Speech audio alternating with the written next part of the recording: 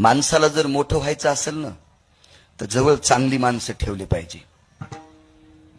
त्या माणसाच्या सानिध्यात माणूस बऱ्यापैकी सुधरत असतो. कधी बी लक्षात ठेवा, फुटके दुरण जेवायला घ्यायचीच नाही. ताटावर फुटका दुरून असला की चपाती येऊस तर वरण गळून गेलं. ते असं गळालं की ते वरण वाहल्याबरोबर शेजाऱ्याचं धोतर भिजलं. त्याची बायको त्याला भांडत होती, तुम्हाला बसताच येत नाही नीट. ते म्हणले मी नीटच बसलो होतो ग, पण शेजाऱ्याचा दुरण फुटला आणि वरण माया खाली आलं. म्हणजे याला तर कोरडीच चपाती खावा लागली कुत्र्यावानी, शेजाऱ्याचं धोतर भरलं. इतकी फुटके दुरण नालायक असते.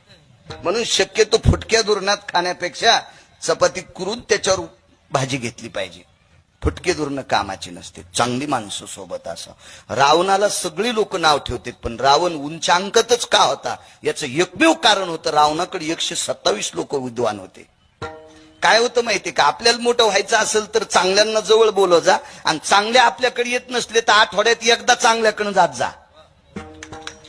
माणसाचं जीवन उजळून निघत असतं ना, जीवन उजळून निघत असतं.